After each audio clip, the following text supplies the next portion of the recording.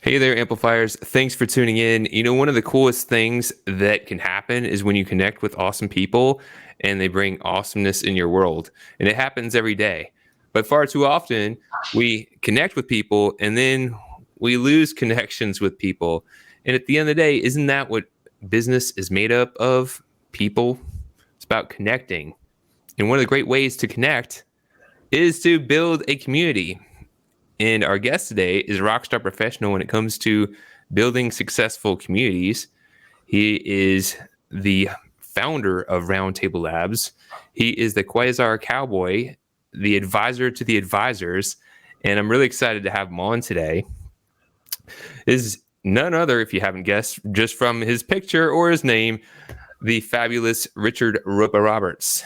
He's well decorated. I'm not even going to go through all of his credentials. He's got a well decorated credentials from being one of the best to watch influential people in accounting, from being a successful advisor, consulting Hall of Fame, and the author of books, podcasts, and more.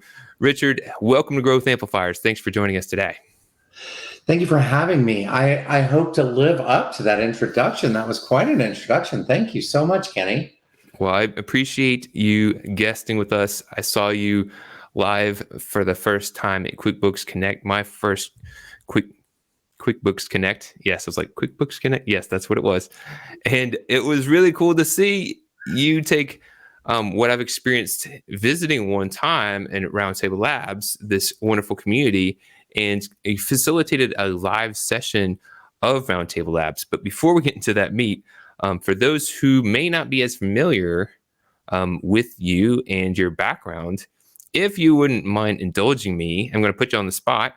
We're looking to see if you would do a 2-minute intro, approximately 2 minutes. Why do you do what you do? What got you here today?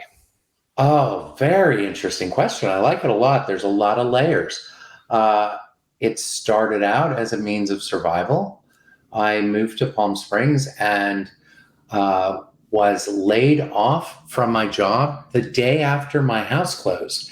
And I think they were holding off on that until the house closed. But it gave me an opportunity to figure out what's next. And I was like, well, I guess it's time to start a business, because Palm Springs is nothing but retirees, restaurant workers, and doctors. So high average age here in Palm Springs. And so lots of doctors and lots of eating out. So there just wasn't another W-2 job for me to go to that I could see quickly. I started this very roughshod manner, wasn't sure what I was going to be doing. And I found very quickly that as a business coach, I was gaining a lot of clients, more clients than I could handle, actually. And so, my apologies, I'm just getting over the flu. So I came back with the flu and COVID and a lung infection, all kinds of things from QB Connect. So Me too. Not all that stuff will still happen. But to continue with that, when I realized that I was maxed out in the one-on-one world, I immediately thought, what could the next offering be? It was group, and I didn't want to do group coaching because I don't feel like that's a great scenario every time. And so what ended up happening is I had 5 prospects. I put them all in the same room together, and magic was born. And so quite by accident, Roundtable Labs grew out of that initial 5 people meeting up in a prospect call. And there was this magic of, what are you trying to solve for? The standard intake type things. And they were solving each other's stuff. And I was like, we need to keep this going. And so Roundtable was born, although we did not have a name for it. And it was about 6 months that I had been billing this thing as the Unnamed Roundtable Project. Just a cute, pithy, funny name. But it worked until one of my members came to me and said, I finally know what we should call this thing. And I said, well, tell me what. She said, Not the Only One Roundtable. I'm like, that's kind of an odd name. Tell me the backstory there. What's going on? She said, because no matter what the issue is, no matter what the problem is, somebody has been there before me in this group. And so as a result, I am not the only one to need this problem solved. I'm not the only one to be able to fast track getting there by pulling information out of other people.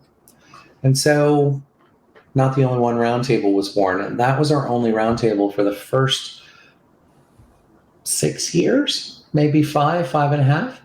And from there, we hit max capacity. We started rolling out other roundtables, some specialty roundtables that focus on individual specialty niches, and then some other ones that had some bigger, deeper thinking topics, like our Empower Your Passion roundtable, which is absolutely by far one that I love it when people check into that one, because it's all about the things that get in your way, the brain things, the I'm not good enough, the who am I to charge this much money for my services when my competitor down the road is charging $20 an hour. So to answer your question directly and not spin off into a pitch for Roundtable, I got into this because of a sense of people needing the assist, and we built it as we went. And so that's why I do it, because people needed the help. And what keeps me going is we keep having amazing stories where two firms will come together, create this whole new thing like co-firming, which we talked about at QB Connect. We've had mergers in, am I way over 2 minutes? I can talk. No, my younger son is coming in. He's just coming in for a book.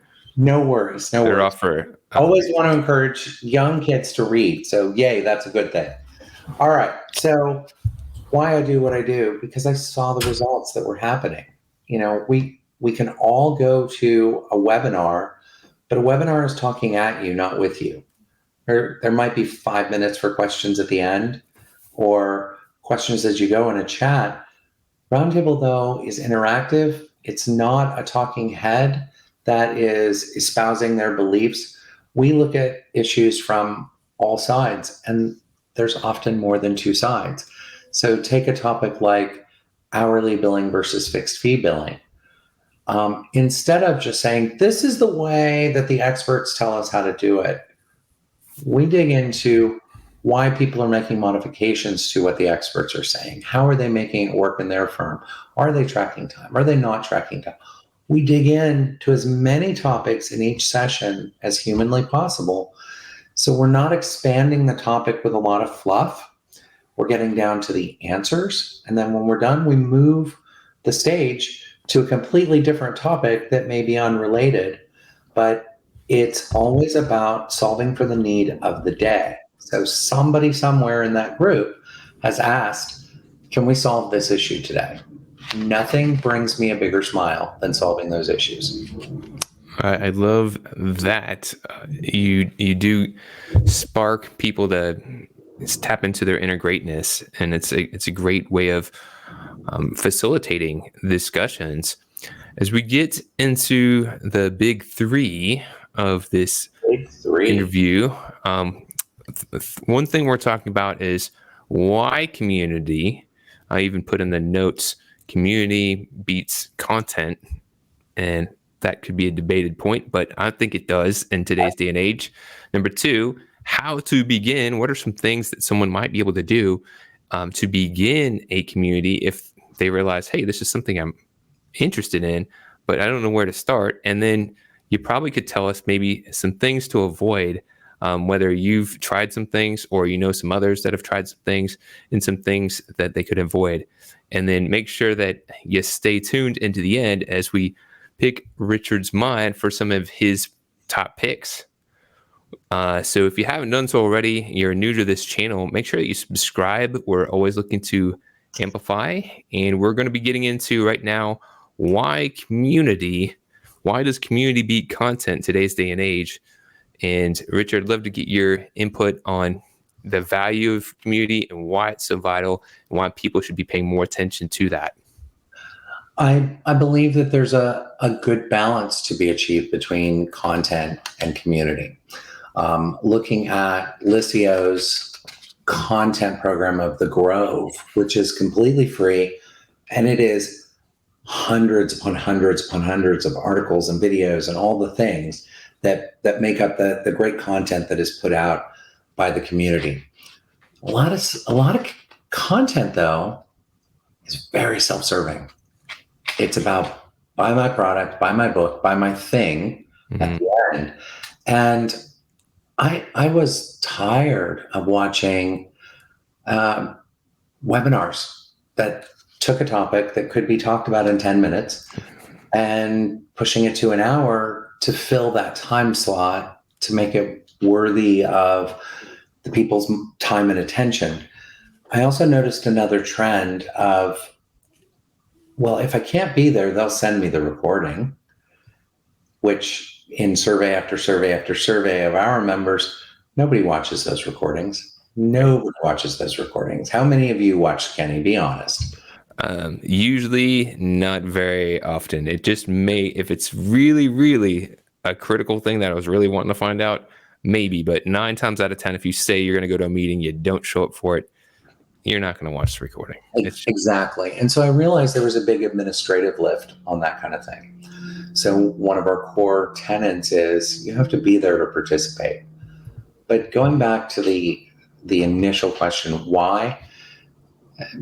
Because time and time again, it's a proven scenario that you get 2 brains in the room and you have the equivalent of 3 or 4. You got 10 in the room and you have basically a hive mind, which are tapping into the experiences, the knowledge, and sometimes the misperceptions of the way that people organize their thought processes, organize process in general in their company, are charging wrong, don't understand there's a better way. And I don't want to say it's a peer pressure model, but it definitely has seen people, I've seen people over and over and over again who are like, I'm never going to charge for a file assessment. Why would I do that? I'm literally charging them to give them a quote. I'm like, no, there's so much more in there. You're charging them specifically so that you can evaluate the work. And I have an analogy that's one of my favorites that's free tip of the day. It's when you do an assessment as a bookkeeper or an accountant, it's the same as going to the dentist. And the dentist, even being willing to take your records from your previous dentist, the first thing that they're going to do, though, is have you get in the x-ray chair. And that is so they can evaluate exactly what's being done. And you pay for those x-rays, whether it's through insurance or not, you pay for them. And then from there, what happens? The person comes in to tell you the long-term plan. Here's everything we need to fix before we can actually get started on a routine maintenance schedule. They're going to tell you have gingivitis or you need to do this other thing. And they're going to give you a timeline and the cost on that. That is the equivalent of, we have to do a cleanup on your file. You don't know that if you don't dig into it ahead of time. And so you're often cleaning up as you go. We see that people often really undercharge for cleanups. We always suggest that you should incentivize them to never have to do a cleanup again. I hear it all the time that, oh, I have this client, he comes to me every year and we do a cleanup and I charge him $500 and we move on our way. You're never incentivizing that client to do any kind of monthly ongoing work with you, because most of the time you're going to be charging $300 to $500 for that monthly work. And you've now given him an 11-month discount on that. One of the things that I know I've had to bring up to people is a way, it's always about, providing a value, being an amplifier in the world. So some people say, well, I feel like if I try to sell them additional ongoing services, then I'm being more self-serving. And I'd have to have them reflect and say, well, do you believe that you'd be helping them more if you had longer, more engaged relationships with them? They're like, oh, of course, I could help them so much more. I'm like, well, then That's how you serve them. You're doing it authentically. Enrolling someone, you see a possibility, you've got to be able to share that with them and enroll them to help them on their behalf. And I mean, you benefit as is kind of like the cherry on top, but you're there to serve your mission of helping others, and then you can get that in return because you're providing value. But just that framing is really important, because if somebody's thinking it's feels wrong to try to offer that, then they don't do it, then they're actually disservicing those they serve.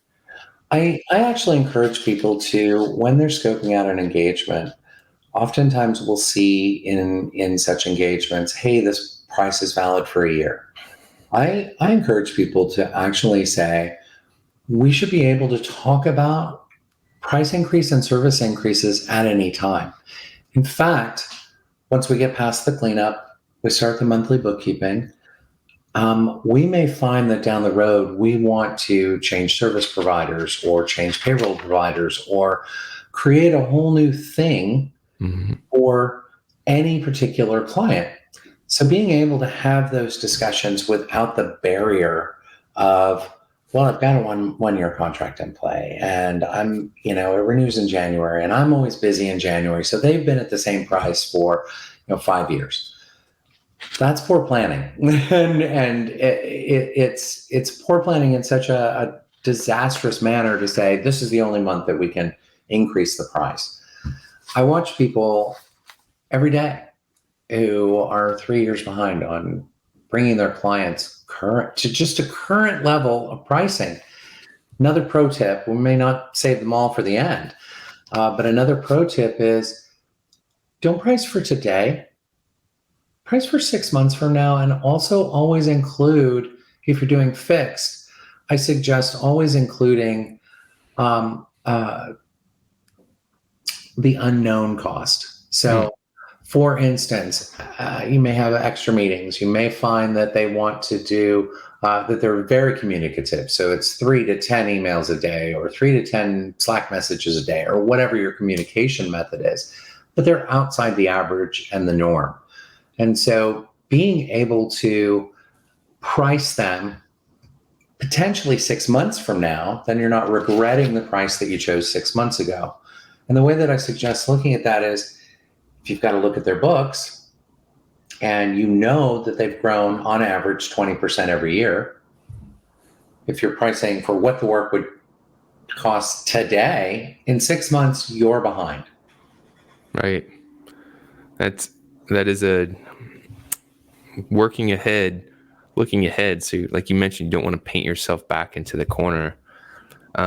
Richard, as we're talking about community, again, you kind of shared your story in the beginning, and I appreciate you doing that, how you got started.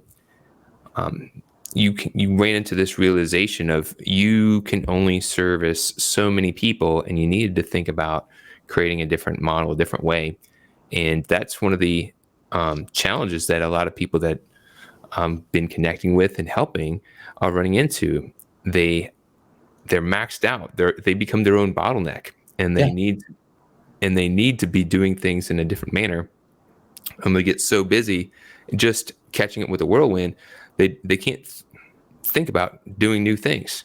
And then they're just continually putting out fires. So how do you begin taking the action to start taming that whirlwind and changing and cultivating a different manner, in particular cultivating a community, a group that can come together and do things in a different regard?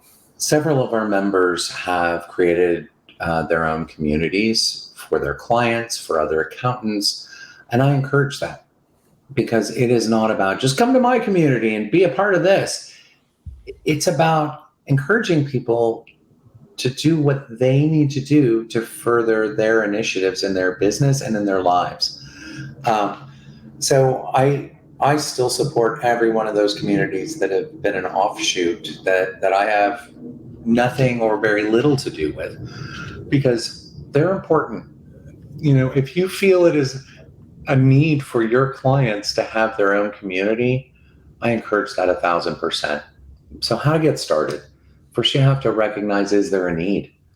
is there a need to create a community within my business?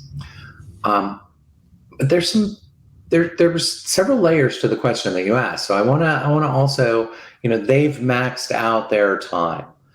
So the answer is not always to start something new at that point. The answer is to get organized, create efficiencies, look for efficiencies in your employees, make sure that you are aligned in the goals. For instance, if you're still charging hourly, there is absolutely no incentives. And if you're paying hourly, there's no incentives for your employees to become efficient, no matter how many times you talk about it.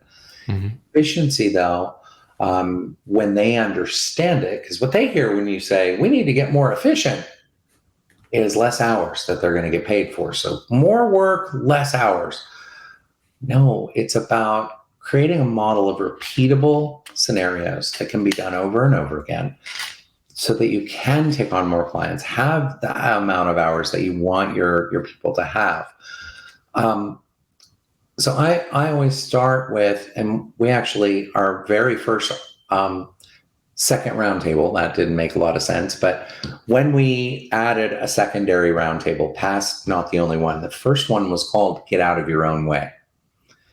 And it was because we realized there is a severe need. Once people hit a certain dollar number or a certain number of employees, and you never know which, they tend to be in their own way a lot.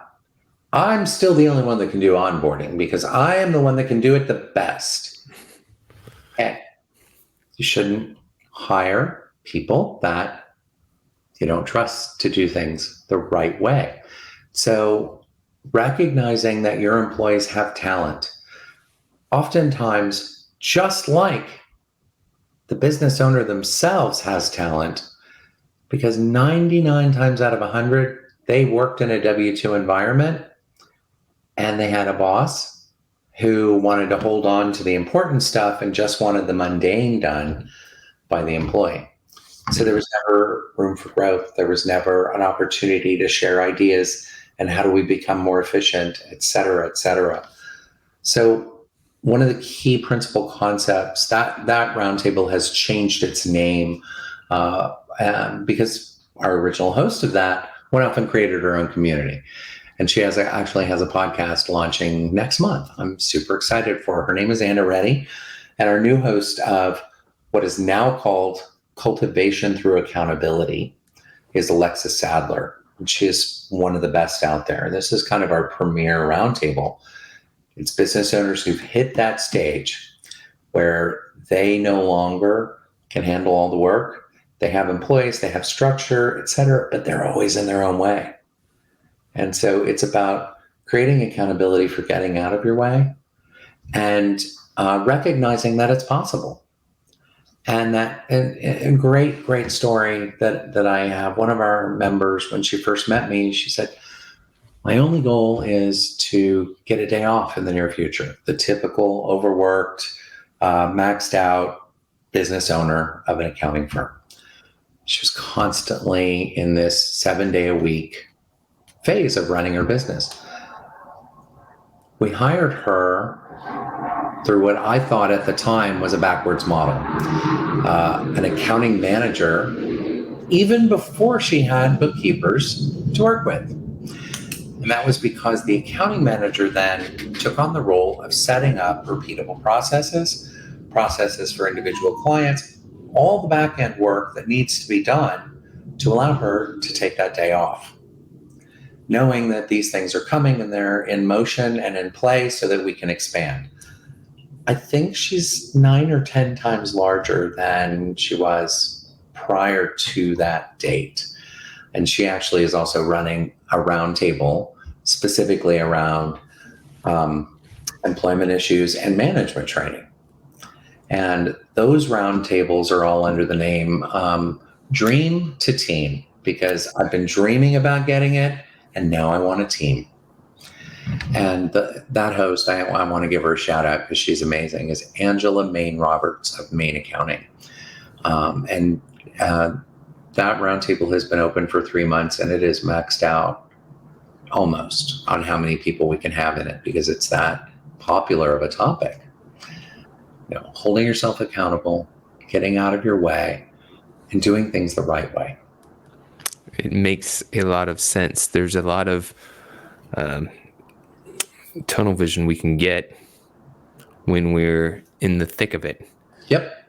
And And, by getting different perspectives, you can kind of break those paradigms, that tunnel vision that you're getting by getting that input from other people, getting their input, and having them challenge maybe your tunnel vision view. So now we're talking about. can I add one more thing? Sure.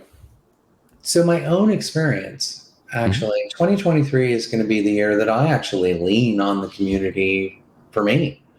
I have been trying to solve two very big problems in the company. And I realized other people in my community have the expertise. And I did that same thing where I was in my own way. Oh, well, I don't want them to know the back end stuff that's going wrong, etc. Guess what? They still were able to help me. They still solved the issues. And we created a stronger, better bond because I opened up about it. So the biggest thing to be aware of in communities, especially where they're cooperative communities where you're solving things together, is I like to think about it as nothing is off the table as far as the discussions, but you have to drop the notion that every other bookkeeper and every other accountant is mortal competition. There are not enough bookkeepers, nor are there enough accountants to go around for all the small businesses in this country. So there's plenty of fish out there, and there are plenty of people to work with. Now, back to your agenda, point number 3, I think we were at. Sorry about that. No, I appreciate that. That's a really good point because, early when I started my career, you're just trying to get enough work to survive, and it seems like you're fighting for scraps. You can easily get in that perspective, but then you really become aware there is more. I couldn't even handle a small fraction of the business that's available. Yep. And the people that I connect with and collaborate with, there's plenty enough for a team of good people, a team of amplifiers who are in the world. Everyone has a different unique spin. Everyone brings different value to the table. And some people may resonate with one style and other people may resonate with another. And it's not a wrong or right. It's just people are different. So I really do appreciate that abundant mindset and come together, synergize, find a way to make things work. Anything is possible. Now, I told you I was going to hang up on you if you used the word synergy. So you came close. No, I'm joking. I am not a fan of the word, but I get what you're saying. And you are 100% correct. When you look for those overlaps and those things that other people can help with, it becomes an easier lift. We have so many people. We have almost 300 people in the group now. And what we have realized is, and I never intended for it to be a networking group or a group where it was like, we pass this much business, like BNI, that's a big thing. Mm-hmm. But last year, and we don't even officially track it, this is just people telling me, we passed at least $2.2 million in business to other firms inside the table. So it's really nice to have the ability to say, hey, I got a client that needs certified payroll and I don't know how to do that. But if there's an expert in the room that knows how to do that, I would love to chat with you. And they often work out a scenario where it's not just passing a referral, but it's passing a referral with something going back to the originator for doing the initial discovery work. I love that. It's not synergy. It's definitely not. All right, so we're now coming to the third, and this is just maybe some things to avoid when it comes to creating community. And I do like that you did put the preface early on that community is not for everyone. It's not everyone needs to have a community, but what is happening in today's world are the people who work to really build an awareness with their audience, build a bond, have that rapport, have that transparency, and connect, and let their brands cultivate its own community, they're being able to create something that wasn't even possible a few years ago. It's a trend that's happening, and small business that once upon a time didn't have the tools or resources to be able to do it are now being able to. And if you think it's too much to do, you don't have to start it overnight. As you mentioned, it can be you start something, you plant a seed, and thinking in the future what you're looking to create. If you're looking to differentiate, you're looking to build brand loyalty, customers, referrals, a bigger legacy. It's thinking ahead. But Richard, what are some of the things that you've learned on your journey of what to avoid, whether, again, it's through something you've tried or maybe it's something you've heard? You're bound to know a couple things that people might want to shy away from. I've got a few of them. So first of all, avoid listening to your inner saboteur. That is the first thing. You have to have confidence that you can do what you're setting out to do. Facilitation is not an easy task. Facilitation of conversation, cutting off long talkers, keeping people on track, making sure that the discussion is around the thing that you want to discuss, but being open to hearing those other nuances that may be the next topic that you want to talk about. I think being overly agendized, is that a word? I think it's a word. We're going to go with it being a word today. Yes.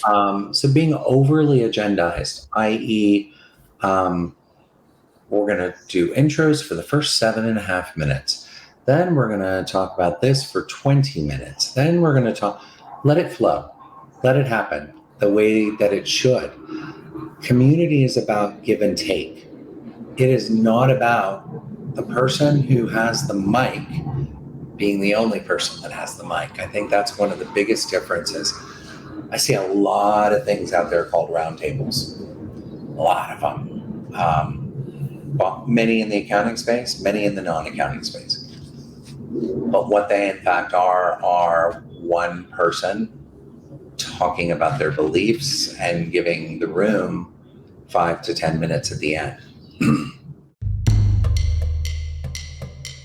Hey there, this is Kenny from Growth Amplifiers, here to ensure you get your awesome ideas into action to grow and improve your business and achieve your full potential. Take the first step by visiting growthamplifiers.com and clicking the Start Here button. Take the assessment to get your personalized score.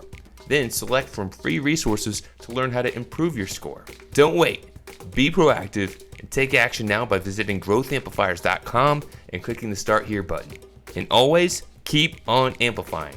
Now, let's get back to the show. You know, it's interesting. When you said that, Richard, there was like an ominous, thundery sound in the background that kind of just rose up. It was really cool.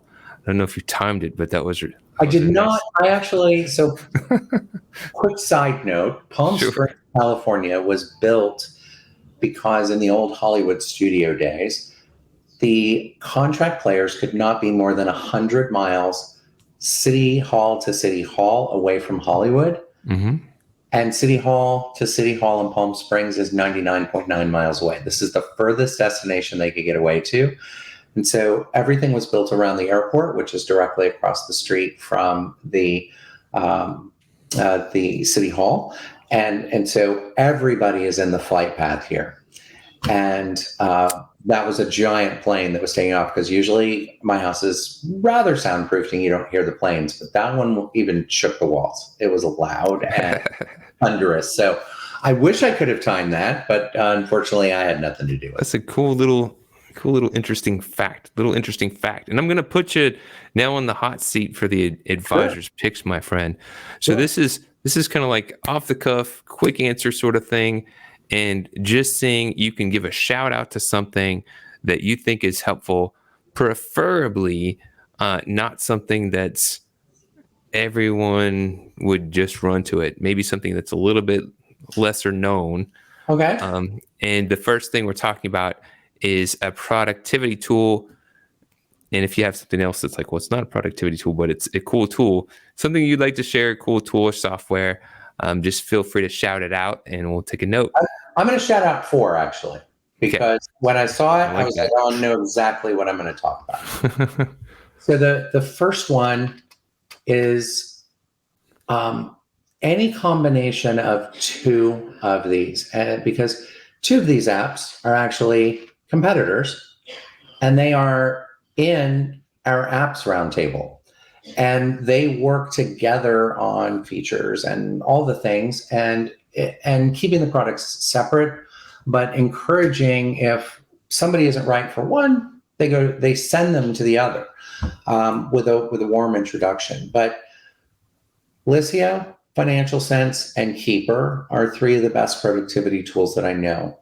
It's the combination of workflow and communication.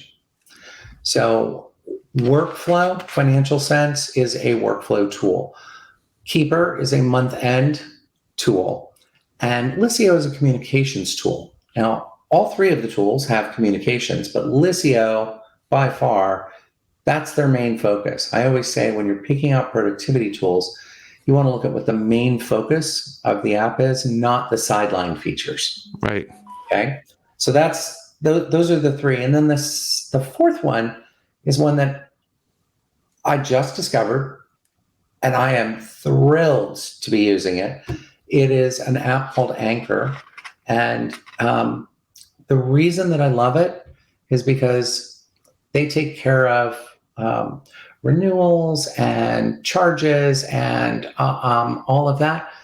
But instead of it being a percentage of whatever is being charged, it is $5 a transaction. So whether it is a $1,000 per month charge, a $10,000 per month charge, or a $50,000 per month charge, it is $5 per user. It is designed for both users of accounting software and as well as their clients. It's a great tool to get people on. It plugs a lot of revenue leaks. Really nice. He's going for the extra credit. This is how Richard rolls. I'm gonna throw one more little plug in. All those others you can find by doing a quick search. Anchor, and I'm working with them on this. Their URL is hard to find because it's such a generic word. So if you were to go online and look for Anchor, it's hard to find it. Sayanchor.com. Sayanchor.com. Anchor, exactly. All right. Now we're shooting into book, whether it be a book, physical or audio. Fantastic. I am terrible with memorizing the names of the books that I love, but I have them on a shelf. But Donald Miller's book, Knowing Your Story Brand, I think is the name of it. That is an amazing book that teaches a lot of lessons about what your brand means, how it comes together, what it looks like to others, etc. I think it's one of the best books on branding I've ever seen in my entire life. And there are so many other lessons in it. The Soul of Money by Lynn Twist is one that I also firmly believe in. And then you're going to laugh at the third one. But I come back to it at least once a year, and it's Oh, the Places You'll Go by Dr. Seuss. I think it says so much about, somebody gave that to me for graduation, and I latch back onto it about once a year because it speaks to me. It's simple messaging. It is entirely easy to read in 5 minutes, but it packs such a punch that I can't live without that book in my life. I've heard very many great things about that book and how it's touched many. I'm a fan. It's been some time since I've read it, but not that long ago, maybe a few years since I have shared it with other beings on this planet. All right, now, so we're talking about events, and this could be preferably in-person events, a conference or something maybe that you know of or are tuned to, but it could also go into the virtual world if you know of an event that would be worth sharing. I do. My favorite conference is definitely QuickBooks Connect.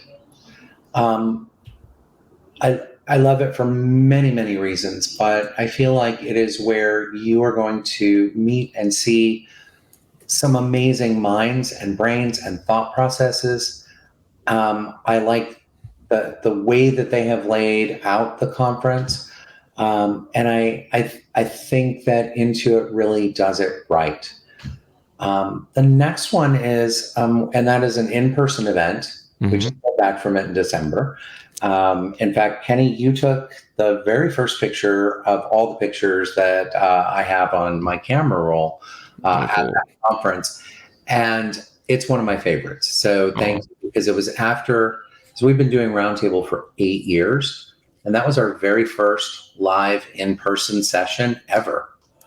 And so we didn't know how it was going to go. I was nervous, all the things. I have no problem saying I was like, it's either going to be great or it's going to be a total failure. And I was ready for either, but I was really working towards greatness. But you stayed after and took the first picture of all the pictures I took at Connect. So thank you for that. You got it. I am also going to say that there's a hidden gem out there that is completely free. It's virtual and they have thousands of attendees. It is great for CPAs, bookkeepers, EAs, the entire spectrum of the bookkeeping planet. But it's called Ensuring Success. It's usually mid to late December. It's put on by CPA Practice Advisor. Gail Perry runs this conference, and it is a lot of thought-provoking stuff. Vendors are absolutely part of the sponsor part of it, but there are no booths for them to go to. They do not have the vendors taking up an hour of time talking about how they can make something better in your life through their app. If the vendors want to speak, they have to speak about some kind of thought-provoking thing that's happening in the industry and really level up. And it's kind of amazing to watch because you see big group discussions, you see some amazing small group discussions, but it's 2 jam-packed days in late December called Ensuring Success. I can't recommend it enough. Highly love the idea of vendors coming up and sharing thought-provoking ideas, helpful conversations, not just here's this app. One other thing, and I was really mad at myself that I missed out on it because it was the second year that COVID had been in existence. I was asked to be a speaker there, and they typically film this high production values at a TV studio in Dallas, Texas. I was still very weary of travel because just too many things had gone on at that point. And so I was in one of the very first sessions of that day. All of my co-panelists were in the studio, and they kind of forgot that I was there. And so I went, hey, don't forget me. And I think I got 2 sentences in that panel. But they learned a lesson about how to handle a hybrid scenario because most of the time it is live in studio and insanely interactive. Insanely.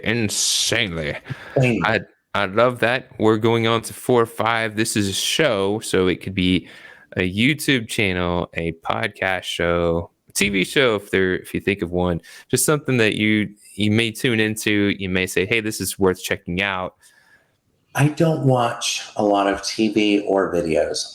I am definitely not the norm. I can read 10 times faster than I can watch a video. So I always prefer transcripts, and I will read transcripts. I don't have a favorite YouTube. I watch YouTube to listen to music. I know that there's a lot of good YouTube content. It's just not my content that I want to just get at. But let's see. And I also don't watch a lot of television. So this is going to be a hard one for me. Everything else has been softball, man. But on television, I think the shows, I can't even remember the name, where the 2 guys try to break a particular concept. Is there a podcast that you tune into? I do. I tune in regularly to the Cloud Accounting podcast. I think um, Blake and Dave have it down to a science. In the early days, there was a little TMZ attitude in there, but I think that's evolved into much more of an informative scenario. But yeah, I that's where I get most of my accounting news, or at least where it sparks the start, because they are on top of that like nobody's business. Um,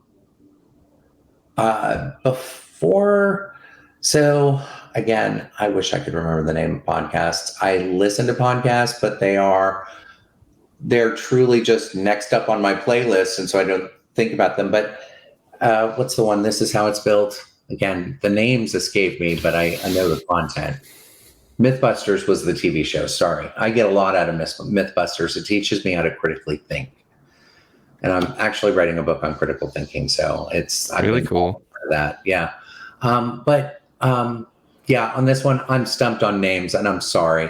No, you've got more than extra credit. You're still doing fine. You're acing it. Awesome. Okay. So we're doing the last one is, if you had a thought leader or somebody who you'd like to give a shout out who might be a good guest for Growth Amplifiers. Again, we're looking for other advisors that who have their own expertise. They're aiming to serve a world and make a bigger impact, and looking to share value. Well, I'm going to give you two names. I think one has already been on your show before, but I think not only are they thought leaders individually, Mm-hmm.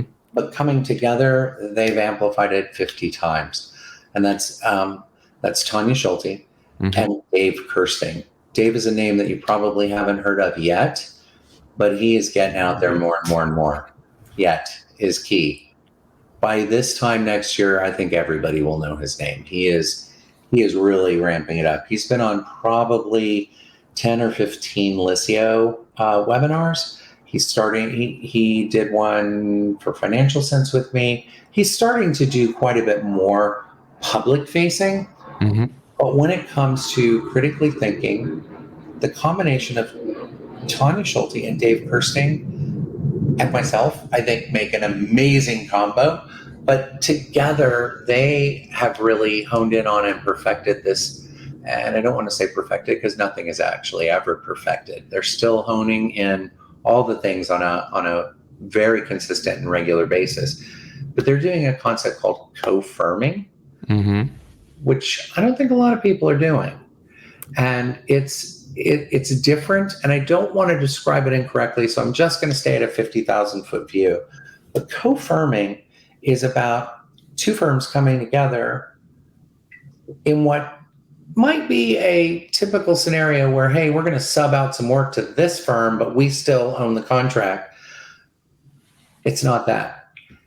Both firms are involved with the client. Both firms are aware that there are two firms rather than one involved.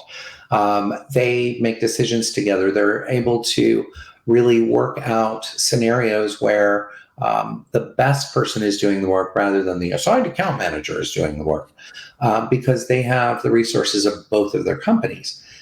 They make sure that no matter what, let's say that Dave did 100% of the work this month, but the way that they have it situated in terms of pay is that they talk it through every month, who did the majority, who did what, but no one will ever be below 25% of the payout, because even if that person didn't do any work that month, they probably gave more time the next or the previous.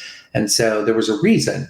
So everybody is always compensated, but the compensation has, I think in their case with the first few clients, they have 4 pay agreements. So it's either 25-75, 50-50, or 75-25.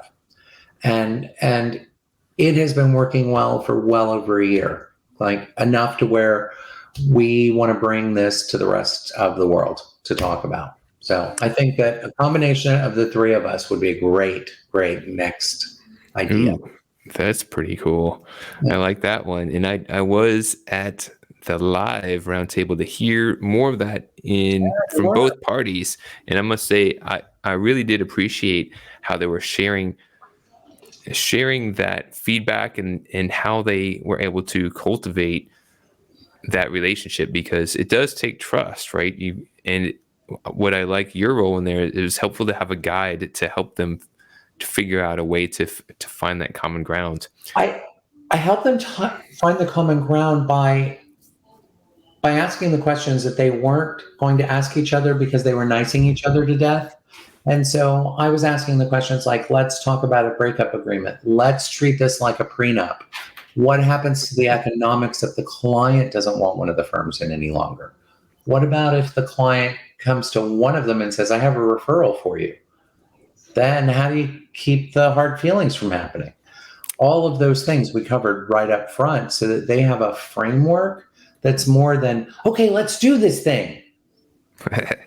And then let's come into those weird conversations when something goes sideways, because sideways will happen. But if you've had those conversations beforehand, you know how to address them. Richard, for those people who are tuning in, they're like I have, and I'm like, this guy's flipping great. I need to find a way to collaborate with this man somehow. I appreciate his mission in the world. And even if someone's maybe not that far along, but they're saying, hey, this guy really kind of has some awesome things to say, and I want to learn more about who he is and what he does. Where can they go and what could they do? What's the best way for them to start engaging with Richard Roppa-Roberts? Two places. So if they're interested in the community side of the work that I do, Roundtable Labs, or as you had on there, Roundtable Lab, we'll get them there too. We have every combination: Roundtable Dash Labs, Roundtable Dash Lab, Roundtable Lab, etc. So however you want to get there, get there. There's a menu item there called Find Your Roundtable, because we have a lot of them, and all of them have different starting points. They're all designed so that they can jump into one at any time. It's not like, oh, we have to wait until the next quarter for you to be in this. No, it's all designed, open communication. We have new members pretty much all the time. Okay. Then the next place is go to richardroppa.com. Mm-hmm. And that is a direct Calendly scheduler. If anybody wants to get on my radar to talk about one-on-one, or if they have lingering questions about Roundtable Labs, they can do that. But I also oftentimes we have every Monday morning we have a Roundtable Labs info session where we can go through whatever questions they have, along with talking them through which roundtable might be best for them. So that's set up already on Mondays, and they can sign up for that directly at richardroppa.com. I love it, because I reached out to Richard and connected, and I've valued the time that I was able to connect with him and get some of his energy, some of his perspective. He really does come to serve, and I highly appreciate that about him. Again, if you haven't tuned into Growth Amplifiers, make sure you do that. Share your comments. If you have comments coming in, we'll try to get them to Richard. And we do appreciate you passing out this message. As a final parting gift, you've been dropping the bomb of knowledge throughout this whole interview.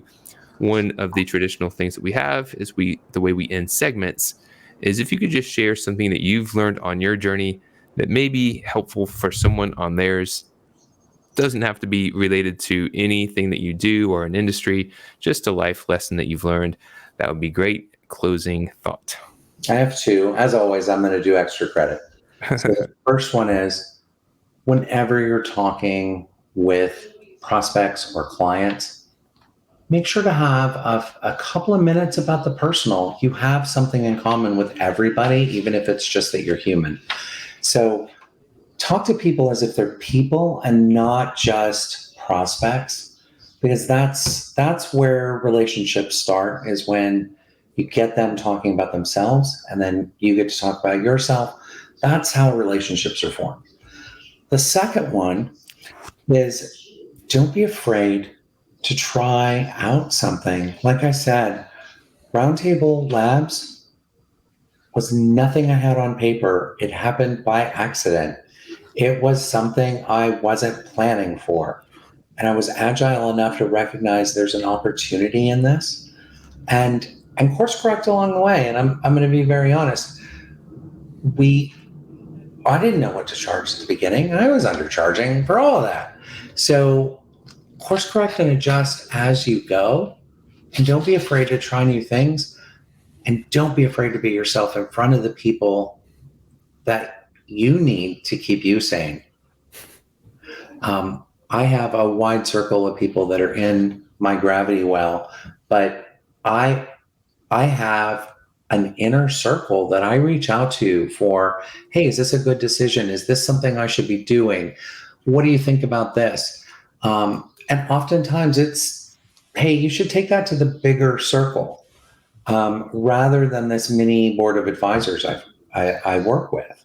So don't be afraid to collect opinions and try new things, because you know what, as much as we hear it, there's this automated tool for this and this and we all feel like, oh, the job is getting squeezed down to nothing. It's never going away. Accounting is always needed. Human interaction in the accounting space is what is craved by many, many people. So don't be afraid to try something different. You may just find it's your thing.